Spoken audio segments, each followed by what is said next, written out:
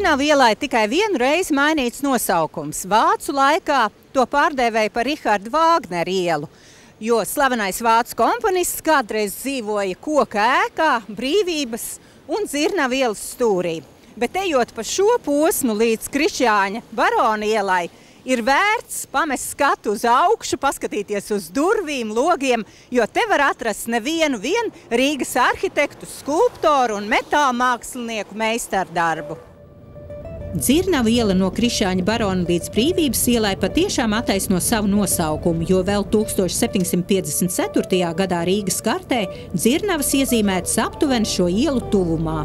Desmitniekā trāpīts arī Lido virtuvei izvēloties dzirnavnieka vārdu. Iebraucamās vietas krogi, konditorejas, tirgotavas un fotodarbnīcas raksturo ielas saimniecisko dzīvi līdz pat 20. gadsimta vidum. Tagad te ir būvlaukums 2 kvartālu garumā, jo Dzirnavu ielā tiek īstenoti 3 vērienīgi projekti.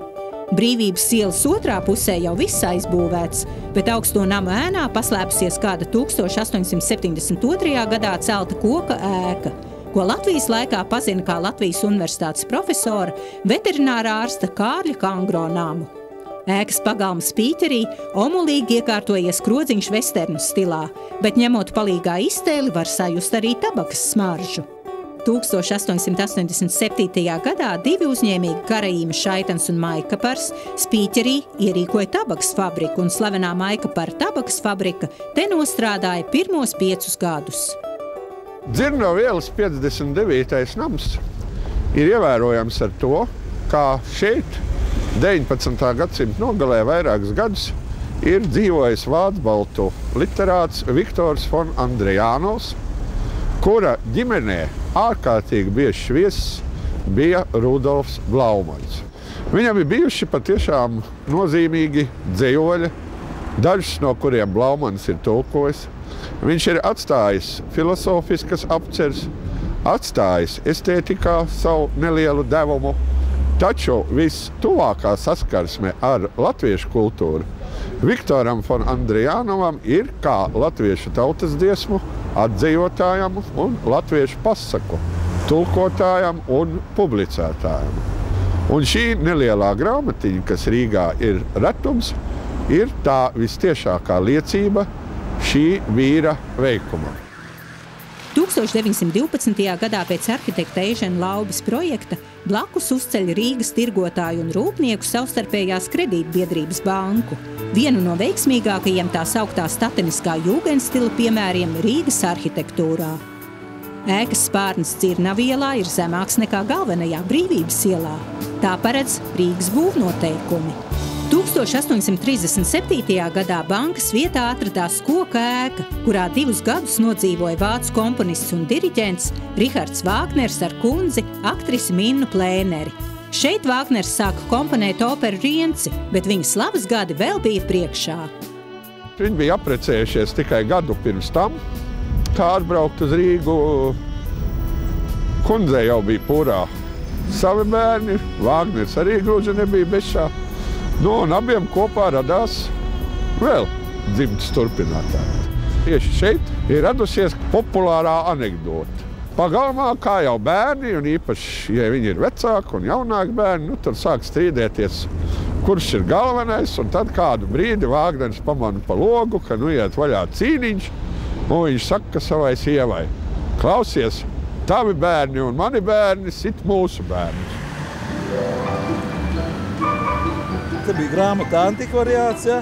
Blakus bija pretējā, vērtība, ja, kur saucās Ararāts, tur bija alkohola tirgotāju, ja? Man mamma tepat strādāja, ja? Tad antikvariātā nedaudz tālāk, tur bija nākošās durtiņas bija piena veikals. 6 no rīta atbrauc piena mašīna, atved pirmo svaigo pieniņu, ja? Veikala darbinieki nāca uz kādiem 8 no rīta, ja? Un tad tās piena kastes tika sakrautas durvju priekšā, tāds, gan arī cilvēka augumā vairākas kastu rindas. Un neviens to pienu laikam vai nezag, vai arī viņš maksāja toreiz tik lēti, ja tur kad pudelīt paņēma dušu uzpravīšanai no rīta vai ārstēt veselību, tad viņi arī norakstīja zaudējumus vienkārši. Uz Brīvības ielas, arī var teikt, gan arī paši Dzirnavu ielas stūri, tāds neliels pusotrastāvīgs koka namiņš, kuru greznoja tāds uzraksts piena kokteļi. Ja tev bija 10 kāpēciņas, ja vienā gabalā, viņas iemet tādā spraudziņā, un otrā pusē, tur iekrita turētājā glāzīt, un ja tā kā mēs bijām tā vēl puiši, 1. 2. klase, tā pa apakšu palūrējām, varēja redzēt, ka Tantuks ar roku ielēja no krūzes pieni kokteilīti iekšā. Gards bija, tad to gardumu bija maz, un tas bija ļoti gards kokteilīts. Kas vēl te notika interesants šajā stūrī jūsu bērnībā? Mašīnām gāzās.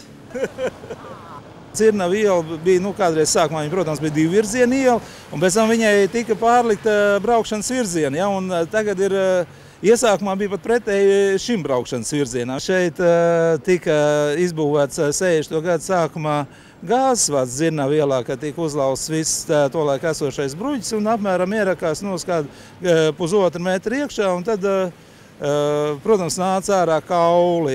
Viss tas kvartāls līdz Tērbats un Elizabetes ielai tagadējai bija ietverts kā Svētās Ģertrūdes baznīcas kapsēta. Gan 400 gadus viņa bija kā darbojošās kapsēta, un pēdējie, kas bija tagad arheoloģiskos atradumos datētie dati, droši zināmie bija Pētera I valdīšanas laika monēta.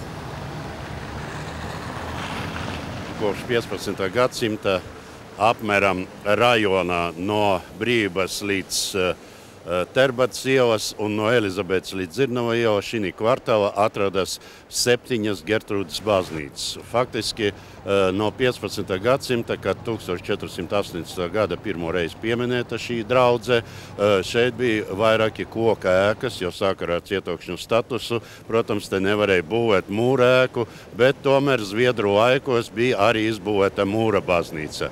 Bet tā kā šī baznīca bija ārpus pilsētas, tad visi sirotāji, kas tuvojas Rīgas pilsētas mūriem, protams, uzskatīja par pienākumu nopostīt šo baznīcu. Vecos laikos, kad cilvēki gribēja atrast darbu zemnieki pilsētā, tad viņi koncentrējas šī Ģertrūdes baznīcas pagalma, jo pagalms bija samērā liels, kā jau visam baznīcam ar visādām palikt ēkam, iebraucamam vietam, viesnīcam. Un visos krīzes gadījumu, kara gadījumu, protams, patvērumu arī meklēja pie šīs baznīcas. Līdz ar to ar laiku te izvietojas kapī.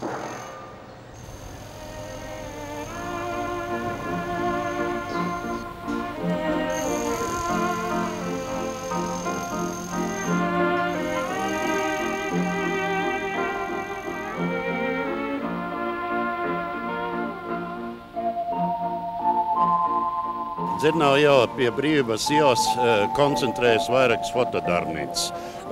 Šīs rajona faktiski bija tāda fotografu meka. 1849. gadā Rīgā iebrauca Pēterburgas fotogrāfs Borchards, un ēka Dzirnava iela 65 atklāja savu daguerreotipies darbnīcu, jo Borchards bija viena no tiem, kas iebrauc kā viesis, izrādījis parādīt savu mākslu, bet viņam tā iepatika Rīga, ka viņš turpināja savu darbību šeit, tieši Dzirnava 65, kur vēl 1990. gados bija redzama viņa fotopaviljons. Interesanti, kāpēc šī puse bija.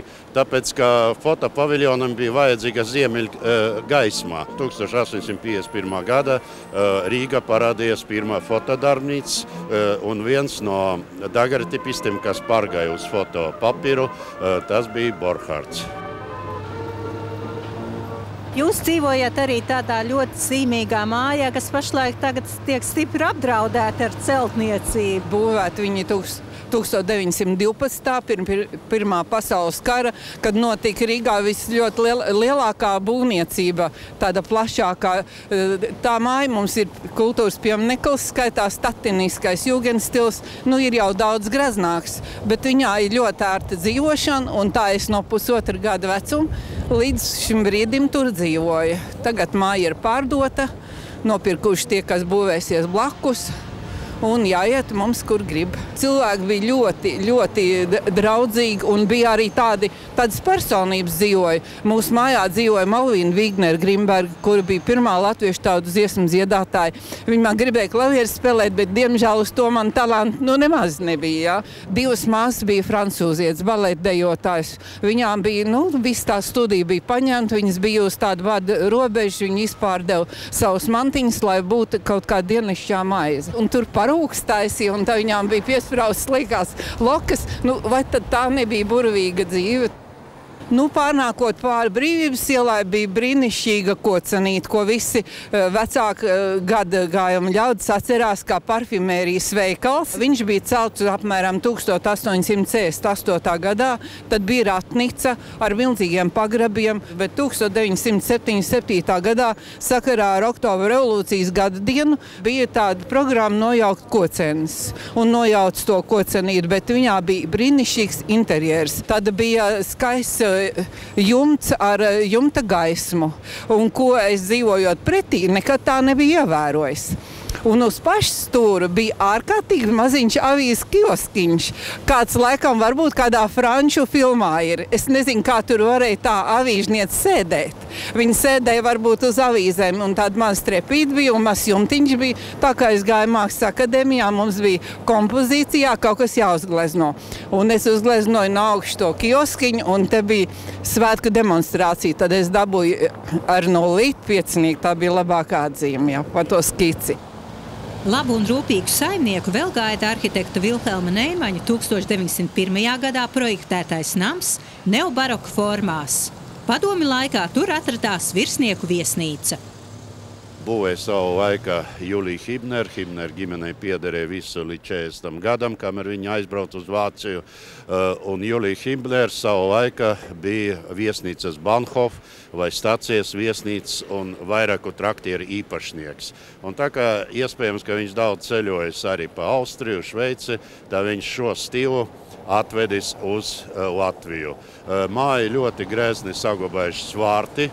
Līdz šai dienai arī ieejas durvis un arī ļoti daudz visādas detaļas uz fasādes. Fasādes arī ir Hibnera monogramma paša augša frontona gala. Vēl viena māja, ko varētu pieminēt, tas ir Dzirnavas 62. Atkal pāra numuri, kā mēs runājam Dzirnavu ielas sākumā, bija saistīti ar visādām rūpniecības iestādēm. Arī Dzirnavas 62 uz šīs zemes lovis auz darītais atklāja savus auz darītavu.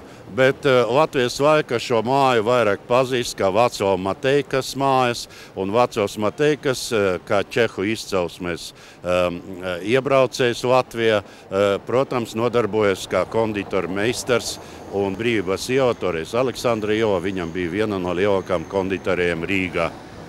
Īres namu Stirnavu ielā 60 projektējis Reinholds Georgs Šmēlings, vācu arhitekts, kas 36 gadus bija Rīgas galvenais arhitekts. Padomju laikā dzīvokļi tika pārvērsti komunālajos mitekļos, bet 2006. gadā nams pilnībā restaurēts un arhitektūras skatē ieguvis titulu labākā dzīvokļu māja. Reinholda Šmēlinga dzīvoklī atrodas Rīgas pilsētas arhitekta birojas.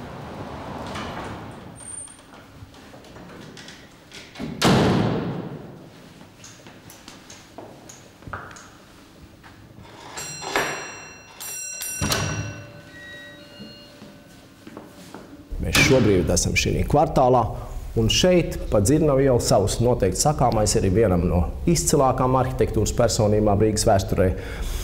1869. gadā ar zelta medaļu Pēterburgas Mākslas akadēmiju absolvējušam Reinholdam Šmēlingam, kuru 10 gadus vēlāk Rīgas pašvaldība uzaicināja strādāt pilsētas arhitektu.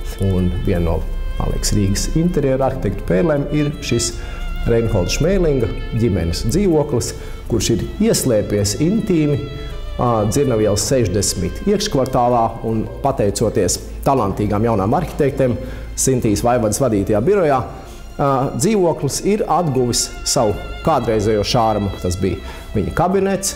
Mēs šodien varam sadzīvot ar meistara portretu šī kabinetā, ar restaurētām, atjaunotām krāsnīm, ar skaisti tonāli dekorētiem griestiem kurš starp citu ir ģipša veidojumi, bet izskatās kā koks. Toties panelis ir īsts koks ar atjaunotu āderējumu, patiesībā vairums oriģinālu detaļu. Arī šī mazā veranda bija jau tolaik, un tā ir Šmēlinga iecerēta ar interesantu apkuri, kur siltais gaiss nāk no apakšas. Un Sintīs Vaivadas arhitektu birojas ir tiešām veicis godprātīgi darbi. Jāuzteic arī ir šīs ēkas pašnieks Gunts Sučelnieks, kurš ir veltījis daudz līdzekļu, ziedojis tam, lai tas dzīvoklis izskatītos tieši tāds, kā tas izskatās šodien.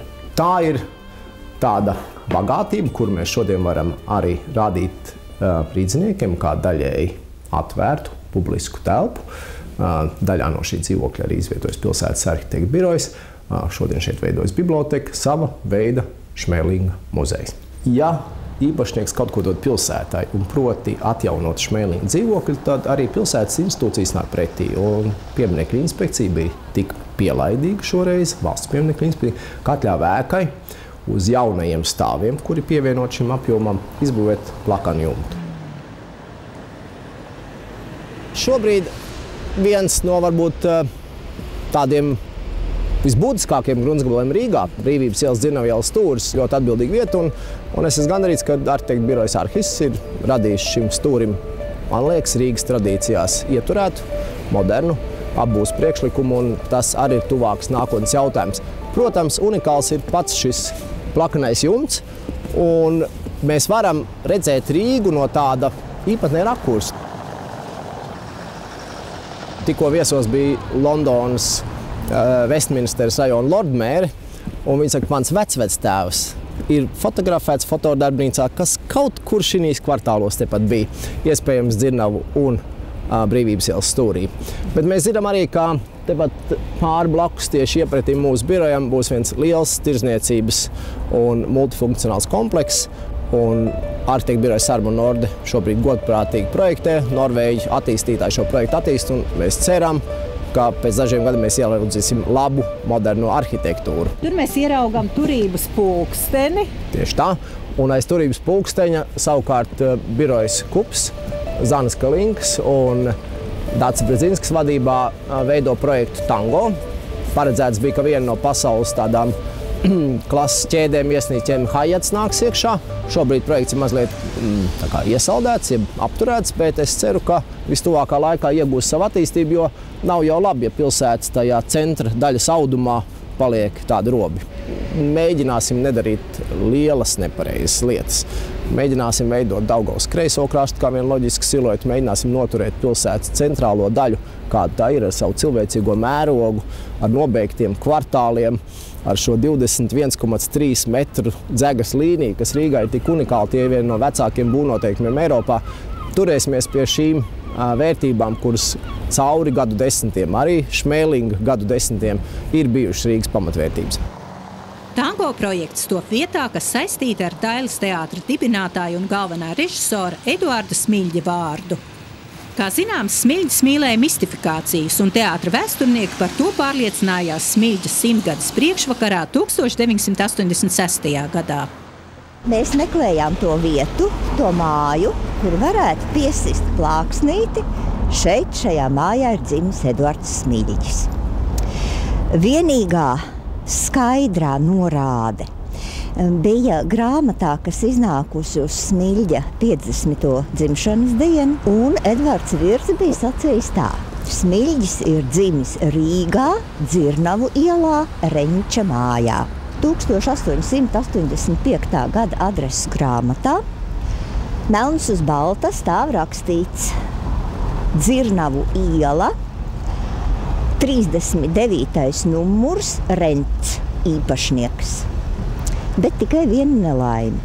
Tur ir arī ļoti sīk uzrādīts, kas tai mājā dzīvo, un ne tādu Smiļģu, ne Reinfeldu, kas bija Smiļģa mātes meitas uzvārds. Šai mājā nav netuvu. Nākamā adresa grāmata, kas ir saglabājusies 1890.91. gadā. Tajā adresu grāmatā ir Dzirnavu iela 79, tā ir Reņča māja. Tas nozīmē, ka tai laikā Dzirnavu ielai ir pievienojušies 40 numuri. bet joprojām tajā mājā Smilģis nedzīvo. Tālāk nākošā adresa grāmata, kas ir, tā ir 1891.92. gads. Un tikai tajā gadā beidzot Smilģis dzīvo Dzirnavu ielā 79. Un lai nu kā, bet dzimis šeit Smilģis acīm redzam nav. Izdevniecības Jumava grāmatu veikals ir vienīgais visā Dzirnavu ielas garumā no Pulkveža brieža līdz Krišāņa barona ielai. Kā zināms, 19. gadsimtā Dzirnavu ielā grāmatas tirgot nesekmīgi mēģināja gan Andrejs Pumpurs, gan Rudolfs Blaumanis. Pēdējais tepat Tērbatas ielas stūrī. Laikam tirgošanās veiksmi sev bija piebūruši krodzinieki. Padomi laikā aizkar veikalu vietā Zēle un plauka restorāns Dzirnavnieks. Strādāju toreiz Zapriba CPKTB konstruktoru birojā, celtniecības nodaļā, un kādu rītu mums atskan telefona zvans, un kolēģis satraukt uzzina, ka mans kolēģis, kurš dzīvo starp citas lokā, šeit ir atstāts par ķīlu. Vakarā viņa kompānija ilgāk pasēdējuši, neiznācis naudu, ko norēķināties, un viņš ir ieķīlāts. Nu, vīri sameta naudu, atceros, tie bija 25 rubļi, un mani kā jaunāko sūtīju šejieni. Mūsu kantors toreiz atradās uz Tallinas ielas, ierados šeit, redzu, viņš tāds drūms, sēž pie viena no galdiņiem pie loga, prasa, kas par lietu, viņš saka, tu ilgi brauci. Es saku, kas par lietu? Rēķins jau ir lielāks. Nu, neko darīt. Viņu izlaida pret šiem 25 rubļiem un paturēja portfeli, ko vajadzēja vēlāk izpirkt. Nu, tepat netālu ap stūri bija neliels tāds iestādījums Rostoka.